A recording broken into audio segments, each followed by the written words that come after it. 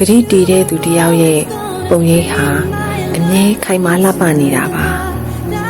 ကိုပြောလိုက်တဲ့စကားကိုတာဝန်ယူတတ်တာကိုပေးလိုက်တဲ့ဂရိကိုတီအောင်ကြိုးစားတတ်တာအထင်ကြီးလေးစားစရာကောင်းတဲ့သူတွေမှာတွေ့ရတဲ့ဇယိုက်လေးဖြစ်ပါတယ်ကိုမတက်နိုင်တဲ့ကိစ္စတစ်ခုကိုအာနာပါနာစိတ်မျိုးနဲ့ဘယ်တော့မှအလွယ်တကူဂရိမပေးလိုက်ပါနဲ့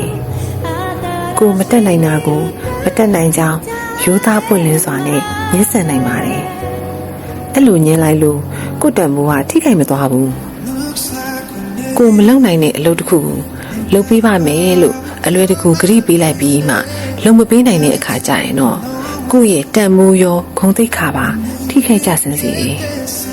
ဒါကြောင့်ညှင်းဆန်ဖို့ကိုမတွန့်ဆုတ်ပါနဲ့အာမနာပါနဲ့ကိုလုံမပေးနိုင်တာကိုရင်ကျေးစွာညှင်းဆန်လိုက်ပါကိုပေးလိုက်တဲ့ဂရိစကားတစ်ခုကိုအသက်ထက်ပိုးပြီးတန်မိုးထားပေးပါဂရိတီတဲ့သူတယောက်ကိုလူတိုင်းကယုံကြည်ချစ်ခင်လေးစားနေတတ်ပါတယ်သူကဂရိတီတဲ့ဆိုတဲ့ပုံရိပ်လေးကိုစရိုက်တစ်ခုဖြစ်လာအောင်အလှပဆုံးပုံဖော်ပါအတိတ်ကဖြစ်ရတဲ့အတွက်နောင်နာတွေရနေတာစိတ်ဆိုးဒေါသထွက်နေတာစိတ်ညစ်နေတာတွေကဘာမှအကျိုးမရှိပါဘူးအနာဂတ်အတွက်လှမ်းပြီးတော့ပူပန်ကြောင်ကြစိတ်တွေတောကဖြာပါတာတွေများနေတာကလည်းဘာမှအထိပ္ပယ်မရှိပါဘူးဒါကြောင့်ပစ္စုပန်တဲ့လေးမှာနေနိုင်တဲ့လောက်လေးနေကြည့်ပါနေနိုင်လေးလေးအကျိုးရှိလေးလေးပါပဲကိုဂရိလေးပေးကြည့်ပါငါအခု9မိနစ်လောက်ကလေးမှာပစ္စုပန်တဲ့မှာနေကြည့်မယ်အတိတ်ကိုလည်းမတွေးဘူးအနာဂတ်ကြောင်းလည်းမစင်စားဘူးပစ္စုပန်တဲ့ကလေးမှာပဲကောင်းတဲ့စိတ်ကလေးနဲ့နေမယ်